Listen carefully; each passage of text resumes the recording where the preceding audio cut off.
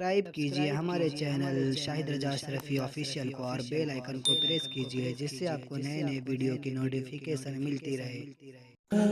تو ناظرین السلام علیکم ورحمۃ اللہ وبرکاتہ۔ آج کا بیان حضرت شاکر علی نوری کا بیان رہے گا جس میں ہم جانیں گے کہ ہدایت کے وہ 3 راستے کون سے ہیں، تو پورا بیان ضرور سنیں اور اس پر عمل بھی کریں۔ تو چلیے بیان شروع کرتے ہیں۔ تو اللہ عز و جل نے ہدایت کا جو دوسرا ذریعہ رکھا وہ انبیاء و رسل اور صدیق و شہداء اور صالحین کی ذات کو رکھا کہ ان کے ذریعے تمہیں سیدھے راستے کا پتہ چل سکے، جیسا کہ قرآن مقدس میں فرمایا۔ انشاءاللہ کوئی بھی بات قرآن سے ہٹ کر نہیں کروں گا، میں کوشش کروں گا قرآن کے ذریعے آپ کو سمجھاؤں۔ اللہ فرماتا ہے وَلِكُلِّ قَوْمٍ ہَادٍ، ہر قوم کے لیے اللہ عز و جل نے ایک ہادی بنایا ہے، راستہ دکھانے والا بنایا ہے۔ اب کوئی یہ نہیں کہہ سکتا کہ ہمیں راستہ کوئی دکھانے والا آیا ہی نہیں، یہ ایکسکیوز نہیں چلے گا۔ حضور صلی اللہ تعالی علیہ وسلم پر نبوت کا دروازہ بند ہو گیا، اب حضور کے بعد حضور کی نائبین، علماء، صدیقین، شہداء اور صالحین تمہیں راستہ دکھائیں گے، اور آج راستہ دکھایا جا رہا ہے۔ کبھی مساجد کے خطیب اور ائمہ وہ راستہ دکھاتے ہیں، کبھی علماء اور مشائخ آ کر کے راستہ دکھاتے ہیں کہ یہ سیدھا راستہ ہے، اس پر چلو۔ لیکن جس کا ضمیر مردہ ہو جاتا ہے اس کی سوچ بھی مردہ ہو جاتی ہے، پھر اسے قرآن کے ذریعے سمجھایا جائے یا اسے انبیاء و رسول اور علماء اور مشائخ کی باتیں پہنچائی جائیں، اس کی زندگی میں کوئی فرق نہیں پڑتا، کوئی چینجز نہیں آتی۔ اور ایک بات اچھی طریقے سے ذہن میں رکھ لیں کہ رسول اعظم صلی اللہ علیہ وسلم کے فرمان کو سنا انسنا کر دینا یہ اللہ عز و جل کی ناراضگی کو دعوت دینے کے مترادف ہے۔ میری قوم کا مزاج یہ بن چکا کہ وہ تو چاہتی ہے کہ میری بات میرے ماتحت والے مانیں، میرے پاس جو جاب کرتا ہے وہ میری نافرمانی نہ کرے، میرا بیٹا میری نافرمانی نہ کرے، میری بیوی میری نافرمانی نہ کرے، میری بیٹی میری نافرمانی نہ کرے، میرا شاگرد میری نافرمانی نہ کرے، میرا مرید میری نافرمانی نہ کرے۔ لیکن کبھی اس کے ذہن میں یہ بات نہیں آتی کہ میرا بھی تو کوئی بڑا ہے، میں بھی تو اس کی بات نہ مانوں، اس کی بات مانوں، نہ مان کر اس کو ناراض تو نہ کروں، کبھی نہیں۔ خود ہی کو بڑا سمجھتا ہے، خود ہی کو افضل و اعلیٰ سمجھتا ہے، اور اللہ کے احکام جب اس کے کانوں سے ٹکراتے ہیں، رسولان عظام اللہ کا فرمان جب ان کے کانوں تک پہنچائے اور اسی پیغام کو صدیق و شہداء اور صالحین نے اور علماء نے پہنچایا، قوم نے اس پر توجہ نہیں دی، جس کا نتیجہ یہ ہوا کہ وہ لوگ جو خواہش کی بات کو مانتے ہیں اللہ کی بات کو نہیں مانتے، ان کی زندگی آج بربادی کی طرف ہے، تباہی کی طرف ہے اور پریشانی کے اندر گزر رہی۔ تو اللہ عز و جل نے ہر قوم کے لیے ایک ہادی مقرر فرمایا، ایک ہادی کو بھیجا، راستہ دکھانے والے کو بھیجا۔ بڑی پیاری بات مجھے یاد آ گئی، بڑی پیاری بات۔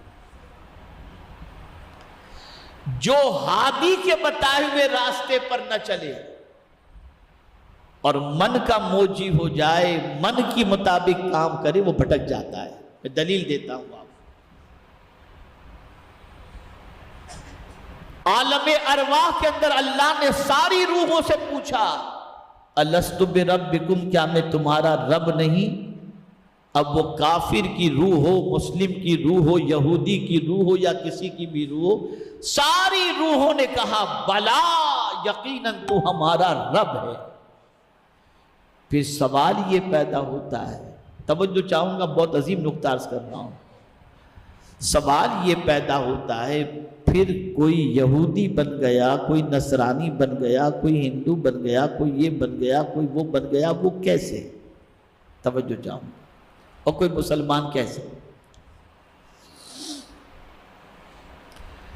اب عالم ارواح میں سارے انسانوں کی روحوں نے کہا تھا یقیناً تو ہمارا رب ہے. جب جسم پیدا کیا گیا انسان کا، اور اس انسان کے اندر جب روح ڈالی گئی، تو اب وہ انسان اس رب کی تلاش میں نکلا. توجہ چاہوں گا، انسان رب کی تلاش میں نکلا اور سوچا کہ میرا رب کون؟ میں نے تو کہا تھا یقیناً تو ہمارا رب ہے. وہ کون ہے ہمارا رب؟ تو اس نے پہاڑ کو دیکھا، کہا ہاں یہ تو بڑا مضبوط ہے، کوئی اس کو ادھر سے ادھر نہیں کر سکتا. اپنی عقل سے سوچا، کہا یہ طاقتور ہے، جھک گیا اس کے سامنے، کہا یہی رب ہوگا. اپنی عقل سے سوچا نا، تو پہاڑ کو رب دیکھ سمجھ بیٹھا. کسی نے سورج کو دیکھا، اللہ اکبر، یہ سورج جب نکلتا ہے تو پوری کائنات کو روشن کر دیتا ہے، اتنی روشنی والا یہ سورج، یقیناً یہی رب ہوگا. اپنی عقل کے گھوڑے کو دوڑایا اور سورج کی چمک کو دیکھ کر سورج کو خدا سمجھ بیٹھا. کسی نے چاند کو دیکھا، خدا سمجھ بیٹھا. کسی نے سمندر کو دیکھا، اسے خدا سمجھ بیٹھا، کیونکہ وہ اپنی عقل سے خدا کی تلاش میں نکلا. توجہ چاہوں گا، اپنی عقل سے خدا کی تلاش میں نکلا، بھٹک گیا. اب میں آپ کو اس کو تھوڑا سا اور سمجھاؤں. کسی نے آگ کو دیکھا، کہا یہ چلانے کی طاقت رکھتی ہے، یقیناً یہ خدا ہوگی. لوگ آتش پرست ہو گئے، ساری چیزیں. لیکن اب آپ دیکھیں، آگ کی پوجا کرنے والے، پرستش کرنے والوں کے لیے اللہ نے پانی بنا دیا. اب پانی آگ کو بجھا دیتی ہے، پانی آگ کو بجھا دیتی. تو لوگوں نے سوچا کہ جو پانی آگ کو بجھا دے، یقیناً یہ پانی طاقتور. اب پانی کو ہوا اڑا کے لے جاتی ہے، تو بولے ہوا طاقتور. یہ پانی کو ہوا بنا کر کون لے جاتا ہے؟ کس کی وجہ سے؟ تو بھئی چاند سورج کی وجہ سے یہ ہوتا ہے. تو آدمی دیکھتا گیا، چاند، سورج پانی سے زیادہ طاقتور ہوا ہے، ہوا سے زیادہ طاقتور چاند ہے، چاند سے زیادہ طاقتور سورج ہے. تو سب کی طرف توجہ بڑھتی گئی، اور جا کر کے انہوں نے اس کو خدا سمجھنے کی کوشش کی. تو پروردگار نے اپنے محبوب کو ایسی طاقت عطا فرمائی کہ چاند کے بھی 2 ٹکڑے کروا دیے، سورج کو بھی پلٹا کے بتا دیا. اب کہیں ایسا نہ ہو کہ لوگ حضور کو خدا سمجھ بیٹھیں. تو حضور نے فرمایا، اے لوگو، جس خدا کے سامنے محمد جھکتا ہے اسی خدا کا پتہ بتانے کے لیے تو میں آیا ہوں.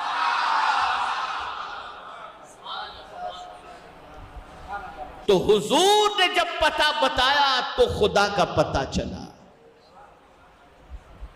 تو جو عقل سے خدا کی تلاش میں نکلے بھٹک گئے، اور جو نبی کے واسطے سے خدا کو تلاش کرنے نکلے انہوں نے منزل پا لی. منزل پا لی، اس نے منزل پا لی. یہاں سے یہ بات سمجھ میں آئی. تو ہدایت کا پہلا ذریعہ آپ نے سماعت فرمایا کہ فہم و فطرت ہے، اور دوسرا ذریعہ اللہ عز و جل نے ہدایت کا انبیاء و رسل، شہداء، صدیق اور صالحین کو فرمایا. اور آپ نے یہ محسوس کر لیا اور جان لیا کہ جب کوئی عقل سے خدا کو تلاش کرنے نکلتا ہے تو بھٹک جاتا ہے، لیکن کوئی اگر حضور کے واسطے سے خدا کو تلاش کرنے کے لیے نکلے تو اپنے رب کو پا لیا کرتا ہے. اب تیسری چیز جو تیسرا ذریعہ ہے ہدایت کا، وہ ہے قرآن شریف۔ اللہ عز و جل نے قرآن مقدس میں فرمایا شہر رمضان الذی انزل فیہ القرآن ھدی للناس۔ میرے پیارے آقا صلی اللہ تعالی علیہ وسلم کے پیارے دیوانوں، اب ہماری ذمہ داری یہ بن جاتی ہے کہ قرآن جسے حلال کہے وہی حلال، اور قرآن جسے حرام کہے وہی حرام، قرآن جس سے دوستی کے بارے میں کہے اسی سے دوستی، اور قرآن جس سے دوستی سے روکے اس سے دوستی نہ کی جائے۔ قرآن کی گائیڈ لائن کو فالو کرنے والا دنیا میں بھی کامیاب اور آخرت میں بھی کامیاب۔ بس ایک آیت عرض کر کے میں مائک حضرت کے حوالے انشاءاللہ پھر کبھی زندگی رہی تو اس پر گفتگو کروں گا۔ یاد رکھیں، آج پوری دنیا کا مسلمان اللہ عز و جل کی بارگاہ کے اندر رحم و کرم کا طلبگار بنا ہوا ہے۔ اس سے پہلے بھی رحم و کرم کی بھیک مانگتا تھا، لیکن آج سچویشن یہ ہے کہ زیادہ اللہ کی رحمت کو حاصل کرنے کی طرف اس کی توجہ مبذول ہوئی، تو میرے کریم نے واضح طور پر فرما دیا اے رحم و کرم کے متلاشیوں اور طلبگاروں، آؤ میں تمہیں بتا دوں کہ تم پر میری رحمت کس طریقے سے نچھاور ہو سکتی ہے۔ تو قرآن نے فرمایا وَهَذَا كِتَابٌ أَنزَلْنَاهُ مُبَارَكٌ فَاتَّبِعُوهُ وَاتَّقُوا لَعَلَّكُمْ تُرْحَمُونَ۔ یہ کتاب اس کو ہم نے نازل کیا، اس کی پیروی کرو اور اللہ سے ڈرو تاکہ تم پر رحم و کرم کی بارشیں نازل ہو جائیں۔ تو اے رسول اعظم صلی اللہ تعالی علیہ وسلم کے دیوانوں، ہدایت کے یہ 3 سرچشمے ہیں۔ اگر ہم نے ان 3 چیزوں سے ہدایت حاصل کرنے کی کوشش کی اور یہ 3 چیزوں کو ہم نے اپنی زندگی کے اندر، جیسے ضمیر کی آواز پر ہم نے لبیک کہا، جیسا کہ ہدایت کے حوالے سے قرآن نے کہا وَهَدَيْنَاهُ النَّجْدَيْنِ فَأَلْهَمَهَا فُجُورَهَا وَتَقْوَاهَا إِنَّا هَدَيْنَاهُ السَّبِيلَ إِمَّا شَاكِرًا وَإِمَّا كَفُورًا۔ یہ پہلا جو ہے وہ ذریعہ ہوا۔ دوسرا ذریعہ ہوا انبیاء و رسل وَلِكُلِّ قَوْمٍ هَادٍ، اور تیسرا ذریعہ ہے ہدایت کا قرآن مقدس۔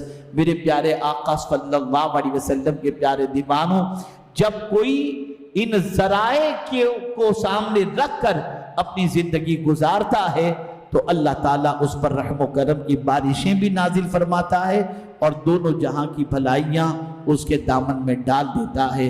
اللہ رب العزت جل جلالہ، آقا کریم رؤوف و رحیم علیہ التحیۃ و التسلیم کے صدقہ و طفیل ہم سب کو اس راستے پر چلائے جس راستے پر اللہ عز و جل نے چلنے کی دعا کے بارے میں ہم سے فرمایا۔ یعنی تو ناظرین، ویڈیو اگر اچھی لگی ہو تو جو ویڈیو کو لائک کرو، روان چینل پر اگر نئے ہیں تو ضرور سبسکرائب کرو، اور اللہ سے دعا کر کے اللہ ہمیں نیک عمل کرنے کی توفیق عطا فرمائے، ہر بلا مصیبتوں سے، پریشانیوں سے، آفتوں سے، بیماریوں سے حفاظت فرمائے۔ تو چلیے ناظرین، ملتے ہیں اگلی ویڈیو میں، تب تک کے لیے السلام علیکم ورحمۃ اللہ وبرکاتہ۔